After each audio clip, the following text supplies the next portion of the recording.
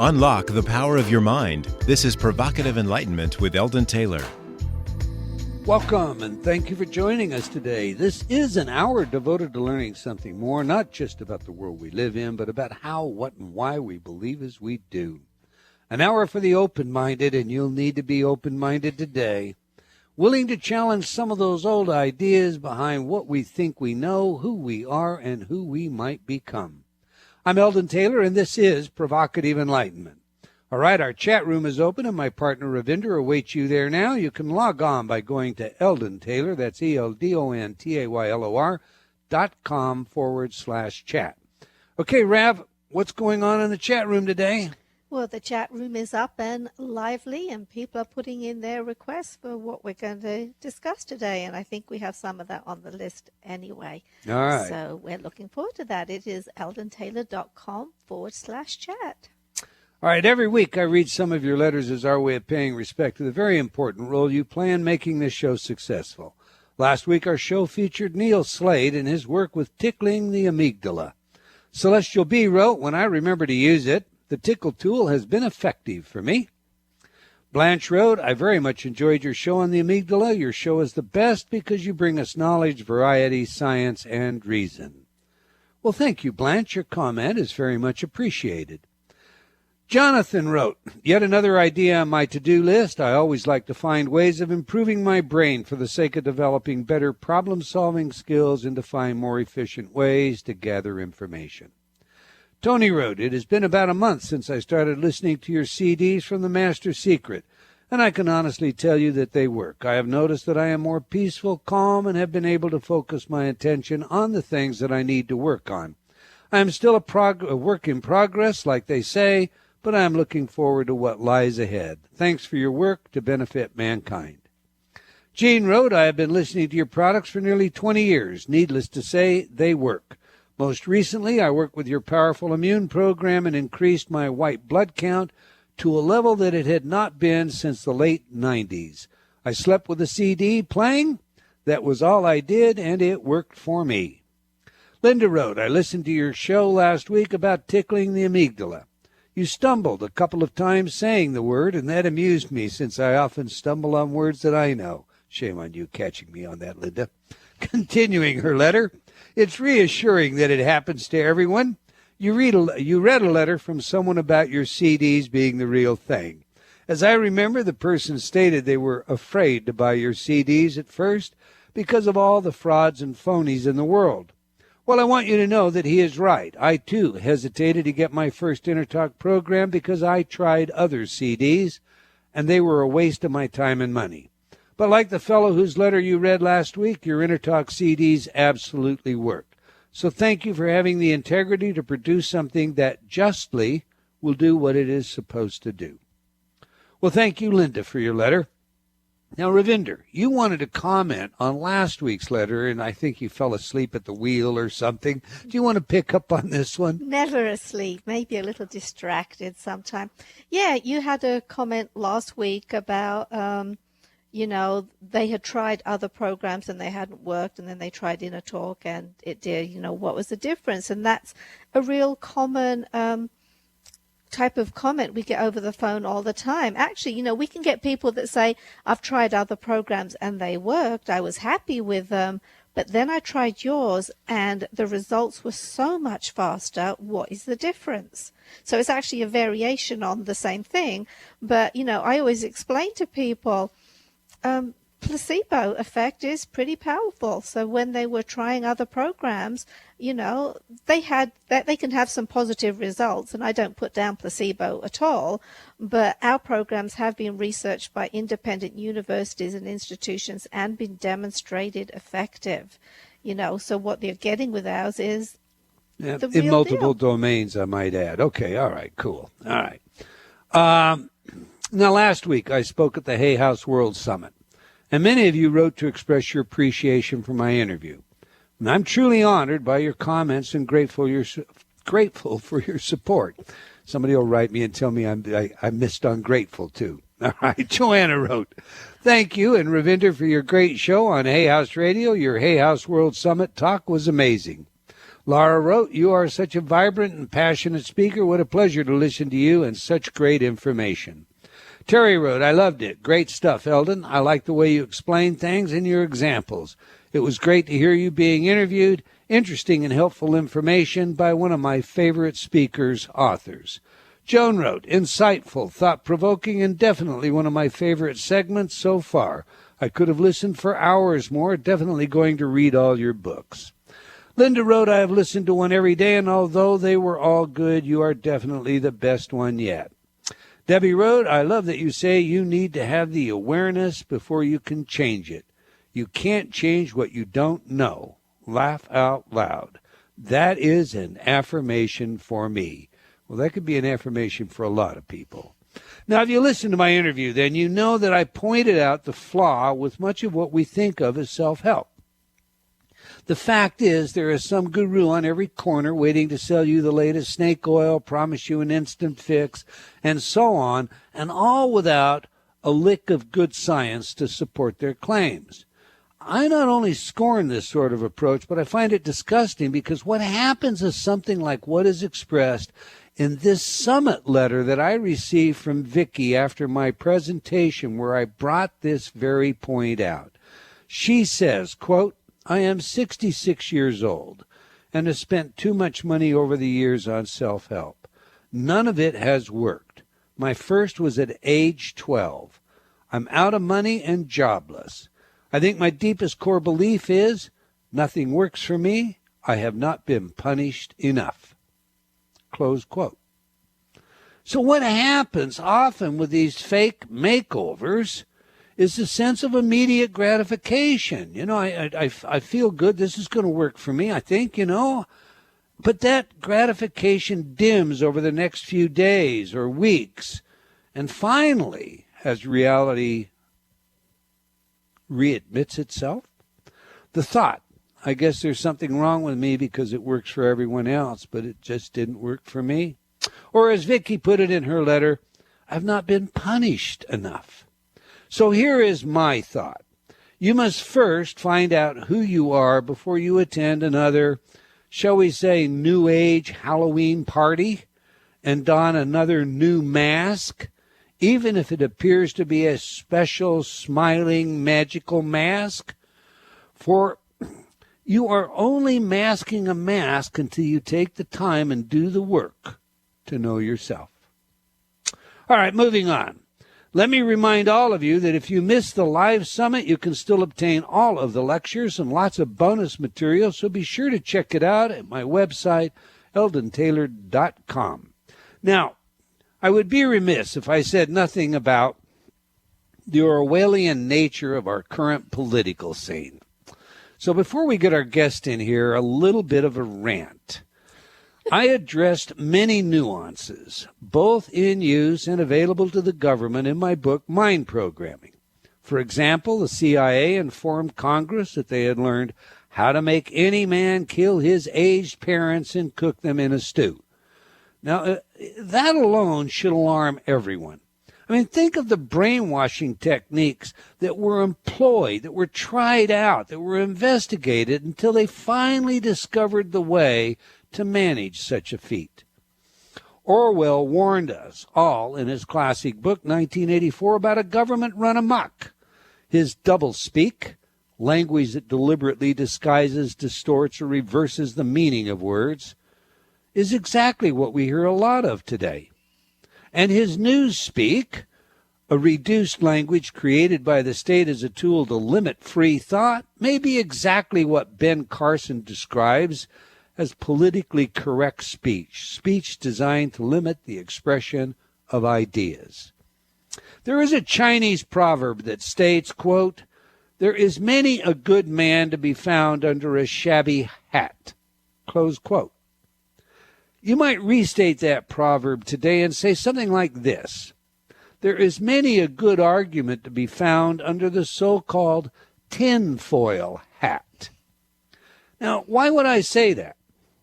Simply because whenever someone steps forward and waves an alarm flag regarding government abuses of power, it is likely to produce the familiar attack labeled under one word, but loaded with laughter, jeers, ridicule, and the like by the pundits on the other side, and that one word is conspiracy. Perhaps that's changing, for we know it's not a conspiracy any longer. We know today that a ex-contractor of the CIA, Edward Snowden, who claims to be the source of the leaks about the U.S. government's monitoring and collection of phone and internet records, and reportedly was holed up in Hong Kong, is seeking asylum from, quote, any countries that still believe in free speech, close quote. And he's doing this while the feds work to extradite him and the call grows to prosecute him to the fullest extent of the law. Now think about it.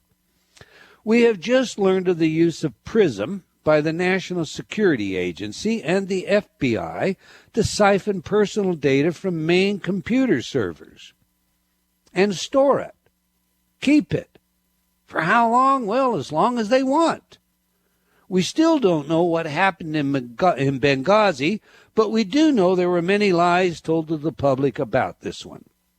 We still don't have all of the information on the Fast and Furious operation that cost many lives, including one of our own Border Patrol agents, and this despite the fact that the Attorney General, Eric Holder, was held in contempt of Congress both civilly and criminally by a bipartisan vote.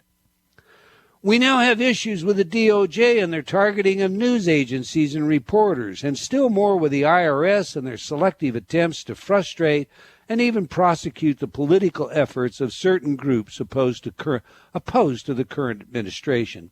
To say nothing of the head of the IRS taking the Fifth Amendment before Congress regarding the matter. The government's collection of all of our phone calls and even our computer keystrokes, and all of this in the name of security. And what do we hear from our government regarding it? Well, in the words of former press secretary Mike McCurry, quote, in the short term, when things are all afire, the best we can do is generate one good picture showing the president doing his work, close quote. Washington knows that what matters to the public is often different than what matters to reporters or watchers of the government and Constitution. Tell them what they want to hear, give them some more goodies, misdirect and redirect their attention, and it will all be forgotten. Will we take their paltry gifts, free phones and the like, and let them off the hook? Will we join the hive and collectively hunker down, owning their thoughts as our own? Will the newspeak and doublespeak of Orwell own our future? Or will we remember that it is the rugged individualism of the past that made America strong? And can we, revert to some of our roots in order to be the free people our American heritage promised? Ben Franklin said, quote, those who surrender freedom for security will not have, nor do they deserve, either one, close quote.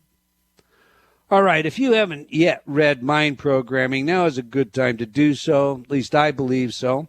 I welcome your thoughts on this one, so please write me at eldon@eldontaylor.com. Ravinder, do you have any thoughts you'd like to add? Oh, I could beat you for ranting. I could really beat you for ranting. I have lots of thoughts on this one. I'll try and keep it pithy. There are several, aspects to it. During the Occupy Wall Street, I was on the air and I said, this attitude of they, the rich, are bad was the seeds of evil, and I literally meant it as being the seeds of evil. What you've had now with all of these different aspects of the government going on, you have the targeting of the Tea Partiers. There are those who will say, the ends justify the means. But, you have a government who has the ability to track everything that we say, who now targets their opposition. And while the opposition may be the opposite to what you happen to believe right now, what happens when it's not against your own beliefs? Like, for example, a great deal of my friends are very anti-Monsanto, big time. You know, Monsanto has got its own government protections right now. What happens if those in power start looking through phone records and text messages to see anyone who supports Monsanto and tries to make their lives more difficult too? Or vice versa. You know, the Any of in those and the things. out is what we're talking about. We're not talking about, you know, Republican or Democrat here. We're talking about Lord of the Flies, one of the Yeah. classical, you know, novels that established the idea in psychology that when you have an in and an out group, you really get some mishandling. That's what the Stanford prison experiment showed. That's what Darfur was all about. You know, Rwanda. I mean, yeah, Rwanda. I mean, yeah, thank you. Rwanda was all about these. You know, these are the kinds of things that are really we should be alarmed by in our society today. Period. End of quotation in my book. We have to stop the rant. That's all there is to it. So, But join us in the after chat group and I'll be happy to rant with you too. all Our right. heart's content. That's all the time we're going to take for our letter and rant segment today. But I do invite you to opine by sending your email to eldon@eldontaylor.com or by joining me on Facebook. We can't get all of your letters on the air, but they do impact our programming. And once again, I both appreciate and thank you for your feedback and continued support. Now to today's show. Fast forward, surviving the race to the future with Linda Schurman. Linda has been on our show before, and she has a pretty good record by way of her error rate on prophecies. On more than one occasion, we have hosted a guest that made some prophecy, and the last time Linda was on the show, she warned us of a major earthquake that would strike California. Now, I don't think that one happened, or at least if it did, it wasn't of the magnitude I expected. However, she did make some very accurate forecasts about Japan in 2012, and maybe she can inform us of something I missed regarding the California quake. But first, remember Ed Dames, Major Ed Dames, and his warnings of the so-called kill shot? According to Dames, we're about to become overdone toast because solar flares will destroy almost all of mankind this year. Now, maybe I'm a bit of a skeptic because even though Dames is now offering maps of safe havens, I'm not buying any. So to a skeptic, what is the probability that someone like Linda can really look into the future and foretell events to come, like some modern-day Nostradamus? What can be said about Linda Schurman as a soothsayer? Is she as good as my favorite 20th century soothsayer, George Orwell?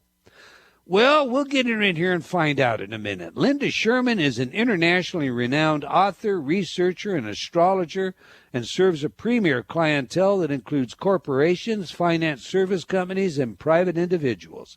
She is the author of Fast Forward, Surviving the Race to the Future, and What Next? A Survival Guide to the 21st Century. She has appeared on numerous radio talk shows, including my favorite, Coast to Coast, and has had recent articles posted on the Huffington Post as well. She is also the editor and publisher of the online newsletter, soothsayer.com. So let's get her in here. Welcome back to Provocative Enlightenment, Linda Schurman. Well, hello, Eldon. It's a pleasure to be on your show. And I loved your rant because your rant is sort of what I did in my book. we have many of the same rants. Well, you know I loved your book. So let's just jump right in there and let's kind of take this on, okay? Ed Dame says, you know, the solar flares are going to barbecue us. What do you see happening there? Well, I think that's exaggerated. I think that when we go to predicting natural events, it's a very difficult call. And I usually, except for I predicted between last year and the fall of this year that there might be a significant earthquake in Northern California. And at those specific times I designated, there were earthquakes, but they were in Central and South America, rather severe last year. In Mexico, Guatemala, there were earthquakes, but not in that particular location. Right. So that as an astrologer, I might see a propensity towards seismological events, but it's very difficult to pin down exactly where they're going to occur. I think that what is more important with the use of astrology predicts cycles and historic tendencies which tend to occur with the appearance of planets in certain signs and within certain mathematical angles to one another. And what I predicted, the housing crash in 2007, the stock market crash in 2008, and then I talked about the surveillance state. What we do as astrologers is say, what is the tendency? How have things played out in previous historic eras when these planets were present before? Mm-hmm. And so I go searching for the facts which may either deny these claims or support these claims, which is what I came up with in my recent book, Fast Forward, and, of course, what I predicted in my previous book, What Next? Pretty well lined up the positions that we are in today in this country. Right, and you, as you say, you were very accurate there. You're also very accurate on Japan, as I mentioned. And while you're on some of your prior, forecasts, tell me, there's a new study that was just carried out that I read in Germany, where they reported some very bad news for the west coast of the United States due to the Fukushima. That's disaster. Correct. Yes, the pollution from the Fukushima plant that still has not been totally fixed or remediated. Right. It's coming over to to Northern California, and it is polluting the underground life there, the fish, the seaweed. How bad's it going to be, Linda? Pardon? How bad will it be? Well, I think that, again, things are not being talked about in the mainstream media. No, they hide this info. As how bad this is, and as long as Pluto is squared to Uranus, which is this underlying square which has created this terrible economic cycle that we're in, and terrible, as you pointed out, surveillance state of the government, it's an aspect which tends to occur when the powerful abuse their power. And this is true in the economic system as well, the corruption in Wall Street. 20, 30, 40 years ago, we were the envy of the world in terms of our economy, our economic setup. Our banks were the most reliable and the least corrupt. And now the banking system, the financial system, has become a roulette wheel of derivatives trades, which I talk about extensively in my book and document these facts. Right. And the giant plutocracy has bought out the government, and the two most powerful entities, which are the financial system, the banking system, and the federal government, are now almost one entity. And they're discriminating against most of the rest of us. It really is a dark night of the soul, I feel, and that's why your books, Eldon, are so important, because I think as people feel they're losing their jobs and their homes and their futures, our young people, that the whole infrastructure for the United States is being dismantled, the equal opportunity that our forefathers wanted to see for people, just an equal chance, is being dismembered. As these things are going on, people need, first of all, to be able to stabilize themselves emotionally, mentally, and spiritually, so that the books that you write, the methodology that you have, is such an important part of our recovering from all of this and creating a new life for ourselves on this planet. Because right now, it is a very dark time in human history.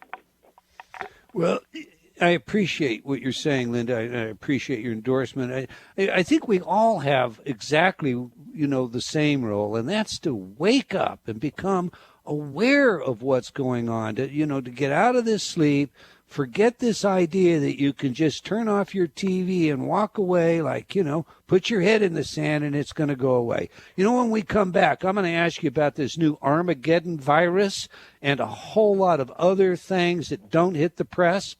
All right, we're speaking with Linda Schurman about her work and book, Fast Forward, Surviving the Race to the Future. If you're not in our chat room, you want to get there now. Do stay tuned. We'll be right back after a few words from some of our friends.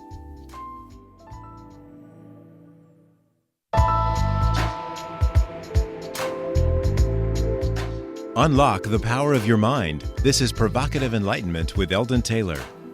And welcome back. If you just joined us, we're speaking with Linda Schurman about her work and book, Fast Forward, Surviving the Race to the Future. But before we get back to the show, I want to invite you to become a fan by joining me on Facebook. I post regularly everything from where I am and what's on next to the latest in science, technology, and consciousness studies, and from time to time some of my own opinions, perhaps like today's rant about the world we live in. I also want to remind you to be sure and register to receive my free newsletter when you visit my site and get your free MP3. All right, before the break, Linda, you were discussing how important it is that people become aware, that they wake up. And, you know, you're kind of a Paul Revere out there sounding the alarm. That's what you're doing with your books, particularly Fast Forward as we look at what's going on. You know, so I have to ask you some very pointed questions that are hot in the news, if you don't mind. I mean, they have to do with things that we should all be concerned with. For example, some rather alarming news it exists today about the modified bird flu virus. The Dutch scientist who created the Armageddon virus, as they call it, said it's probably one of the most dangerous viruses you can make. And the National Science Advisory Board for Biosecurity, the chairman, Paul Keim, who is an anthrax expert, said, quote, "I can't think of another pathogenic organism that is as scary as this one. I don't think anthrax is as scary at all compared to this." So now what do you sense? What do you think? I mean, why do we create such a thing? And are we safe in this world with this going on? Well, we've never really been safe. I mean, viruses mutate and spread. If you recall, back in 1997, we had the bird flu in China. Well, this is the Armageddon flu. They took the bird flu, and they wanted to find a way to make it the most infectious. Because one of the things with the bird flu, it wasn't highly contagious. They wanted to make it just super contagious and super, super virulent. Instead of kill 50% of the people, let's kill even more. And they succeeded. Well, I guess you're talking about what they do in the science labs, experimenting with these viruses, trying to find out their nature. I really feel that, astrologically speaking, as Jupiter is going into the sign of Cancer the end of this month and will be there for over a year, between I would say August of this year, all the way through July of next year, there is a tendency astrologically for the spread of disease. Now, I'm not necessarily predicting a global pandemic. I did predict that between 2008 and 2009, and we did have a pandemic of the swine flu. Yeah. They went out and vaccinated a lot of people. It really stopped it from being, but it really was a global pandemic because it spread. That was the Tamiflu deal, wasn't it? It was a version of what they used to call the swine flu. Right. All of these apparently originated in birds, and most of these originate in China because they live on chicken farms, and and even the World War I flu that killed a third probably of the world's population, they think it originated on a pig farm in Pennsylvania. Now, it was originally from a bird transmitted to a pig, and then because pigs are so close to us in the evolutionary chain, it went to humans. They called it the Spanish flu erroneously because they thought that soldiers picked it up in Spain. Right. But these, yes, we have a certain danger associated with this, I feel. With what's coming up. But it does not necessarily mean that they won't be effective in stopping it, because many times in recent years there have been a threat of these massive... right now we have an international society where people travel, in airplanes. They travel all over the world. There isn't any place that can't get to someplace else. And as the result, it's so easy to start pandemics. Just people who have caught something get on an airplane and go to another country and create a whole epidemic in that country. So it's really an issue in a sense of trying to control these things. You would think, Linda, you would think that with the awareness we all have, there's been so many movies and dramas and science fiction novels and so on and so forth that illustrate how quickly, in fact, there are even video games that illustrate how quickly you can spread a disease in today's world. You would think that, this game of Russian roulette, trying to make a more virulent disease, that would just be something illegal. Wouldn't you? Yes, I think what their original intent, the scientists are trying to figure out how these things work and how they can make vaccines. The original intent I don't think is evil, but it can wind up as evil. Well, I don't know. This is what I know about this Armageddon virus. They intentionally were looking at some kind of weaponized, but I don't know. You may be right. No, Let's go here. Something interesting that I did write about in my book that I am concerned about. We know now that global climate change is a fact, and one of the predictions I made for this year is massive flooding. When I was on Coast to Coast in January, I said where we had 2 years of Himalayan drought, we were now going to have severe flooding. In fact, I think the Mississippi, Missouri rivers, I even mentioned that when George Norrie interviewed me, because he's from St. Louis originally, and he said, oh, it's almost dried up. And I said, well, watch it flood, because Jupiter in Cancer has been associated. So now we're already having these extreme floods in these areas, and Jupiter is just entering the sign at the end of this month. I feel that this year we're going to see a lot of storms and flooding and things. This is going to characterize this period of time. But now that we have a global climate change, you talk about government conspiracies and watching out for what our government is doing. Right. Last October, I was attending. I have a clientele in Boston, and I go there to meet with them in person every year. One of my clients invited me to a lecture near his home, and a scientist who works for the government, who has a string of PhDs behind his name and is considered the great expert in weather and everything. He called himself a geoscientist. And I went to this lecture, and there were a lot of very brilliant people there, obviously from Harvard and MIT, and very well-educated people in that audience in Lexington, Massachusetts. It was the end of October. And he got up and said that he is working for the government. They've decided to try to control global warming by launching 747s filled with some kind of silica, which imitates what comes out of volcanoes, like when Mount Pinatubo erupted in the 1990s, and we had 2 years of global cooling. Right.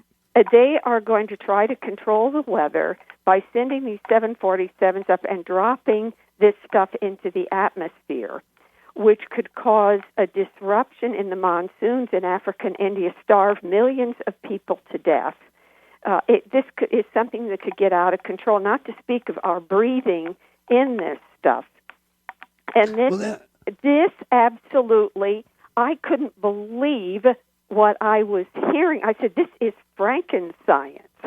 So I wrote about it in my book. I come home, and Naomi Wolf has written an article for the New York Times that same week, published in the New York Times, that said some billionaire had gone off the coast of Canada in the northern Atlantic and was dumping iron filings into the sea in an attempt to grow some algae in the ocean to absorb the carbon, in the atmosphere.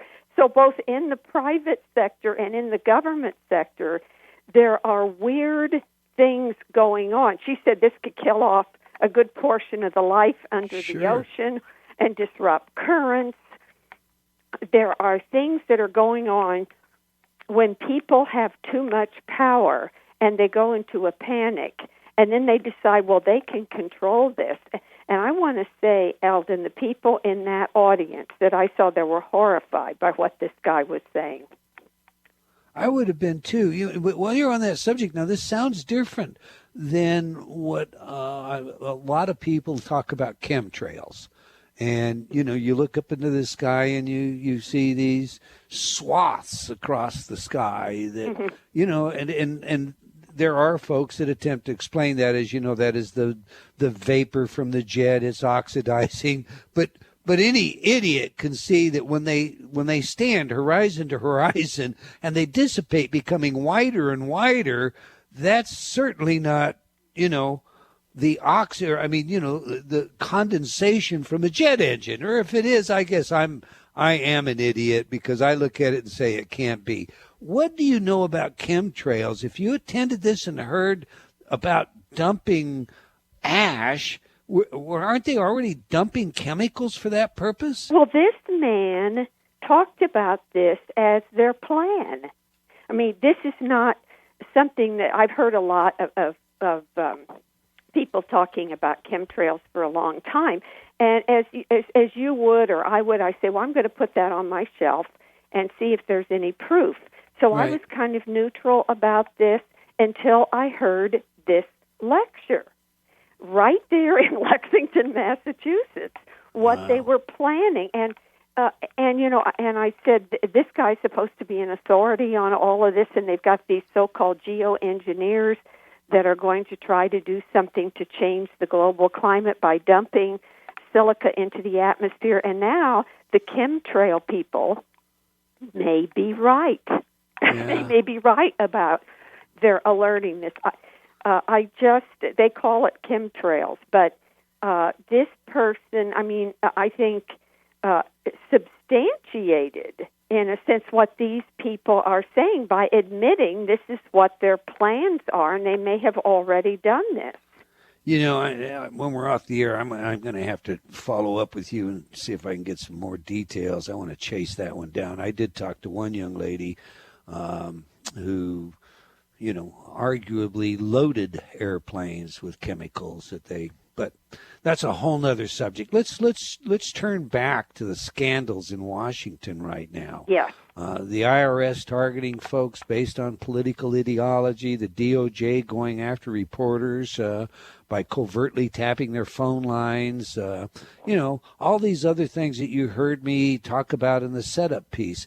There are many people that say these scandals are they're just going to go away.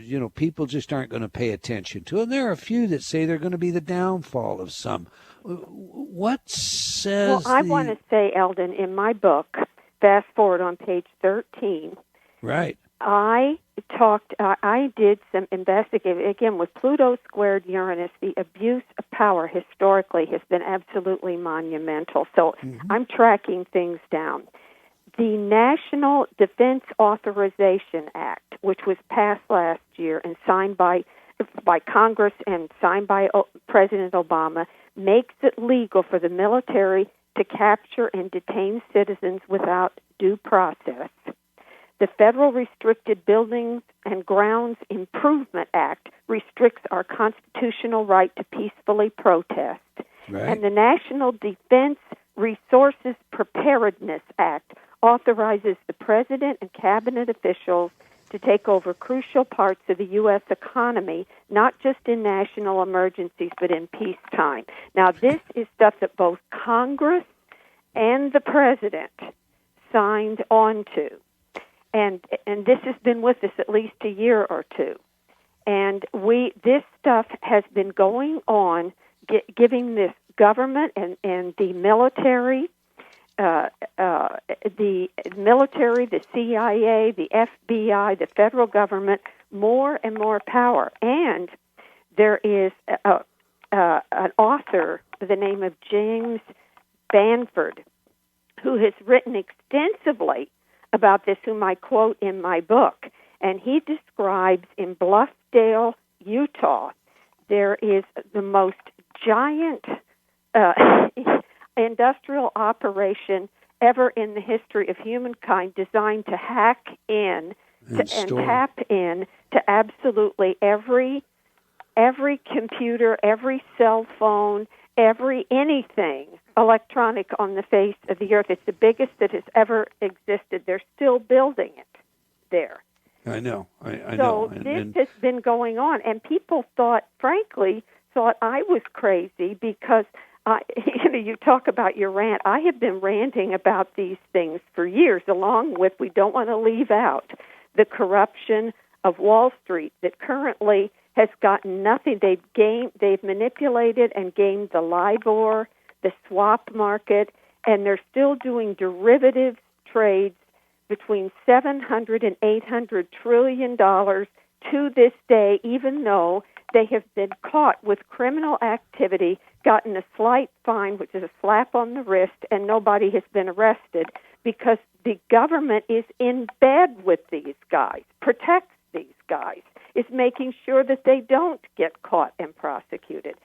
So we have a really, really sick economy. We have a mess here, and we have a paralyzed Congress, and we have both political parties. This is why I don't belong to either political party. I'm a registered independent now. Bought out by the giant corporations and Wall Street and are cooperating. Do you think that the Republicans are making noise about Obama's so-called security state? And, no. This guy that's the whistleblower in Hong Kong right now. By the way, Putin has offered him asylum in Russia. You want to talk about a final irony. And that is an irony. Linda, you and I, of course, I think we're more informed about some of these things because we pay specific attention to them. But, one of the things that I like about the approach that we both try to take, and you've done this in your book, is to look at how people can turn this situation around. How, you call it restore the power to the people. You address that in your book. Flesh that out to us, please. Yes, I believe that one of the things, being an astrologer, that I know is that this cycle will change. I think we're going to have to go through a lot before this happens. I think historically people have had to go through the consequences and the pain that those consequences bring. But if you can stand up and look at what is going on eyeball to eyeball, as I'm fond of saying. Right. I always say the Clint Eastwood style, make my day. I'm going to stand up to you. I really feel that we can resolve many problems. As I said, the return of the power of the people. I think we're going to start on a grassroots level. We've got to return to the notion, instead of educating people to be employees, to educate people to be entrepreneurs, to start at a grassroots level on the community basis and turn ourselves around with community support. This whole global thing has just eviscerated all but a handful of people. We've got to go back to creating small businesses on a local level and educating ourselves and investing in our communities and the spirit of cooperation. I completely concur with you, but I think of that as kind of a gotcha. Right now there's, a vilification going on about business. I mean, if you're a business person, you have to be, you're one of those out groups, you should be taxed more. You're not part of the poor working class. It's the poor working class we want to give more freebies to. And, I mean, there's a certain gullibility here. For a person to become an entrepreneur, they become a business person. If you want to marginalize the business person, if you want to control the masses, if you want to hurt us like we're cattle, get everybody to agree that business is bad and that employees should have the rights. I hear what you're saying. What I feel, again, it's semantics that it's the terminology that we use. When business gets to be too big, too enormous, and they start making decisions like outsourcing to cheap labor abroad, manufacture in countries that have no environmental laws so that they can destroy the environment and have slave labor like they have in China, like recently in Bangladesh and things like this. We need to create a system that is better for businesses to stay here. And also, I am of a personal belief. I believe in entrepreneurship. I believe in the excitement of having great ideas and starting small businesses. But when they become giant behemoths, and they become almost like a government in and of themselves. They have so much money and influence, and today getting elected to anything is all about money. It is. The big contributors control everything. I believe that I'm an anti-monopoly person. That, it's interesting. Microsoft, Bill Gates, and Steve Jobs, two of our greatest entrepreneurs, started out more or less in their garages as small, brilliant, localized entrepreneurs. We need to encourage that. And in some levels it is happening with technology. But when you have 49% of this country lives at or beneath the poverty line right now, we have local disbanding of public education, public parks, public infrastructure. Bridges are collapsing. And we have a concentration of wealth and power in the hands of the giant monopolists. And the American Revolution was rebelling against this, the monarchy-backed monopolies. It's one of the, and small business, for instance, Ben Franklin, you quoted from him. Right. He started the first printing business, small printing, and he franchised it. He was probably the first franchise because we have federal laws that regulate monopoly, as you say. And maybe what we do need is some kind of a federal law that limits the size of a business, so you don't end up with an Apple out there. I'm not sure how that all works, but I agree with you totally about. We need to support our local businesses, the small local banks, the small local savings and loans. Walk away from these behemoths despite all the gifts that they offer us. And that includes the politicians that want to buy us off with free phones. I have a quick one. You got about a minute here, so real quick.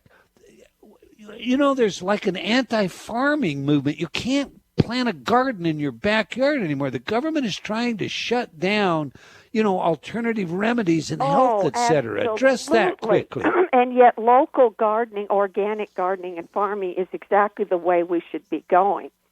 But the agribusinesses, the giant industrialization of agriculture, they're winning all the Supreme Court decisions, and they're dominating the scale and everything and taking our right to grow our Monsanto own food is terrifying. Away, absolutely. And Linda, I should have you here for 2 hours, 3 hours. We could go on. I want everybody to know how to reach you. So give your website real quick, and any other pertinent information. My website is Soothsayer, SOOTHESAYER.com. I have a newsletter that goes up the first of every month on that website, free to everyone.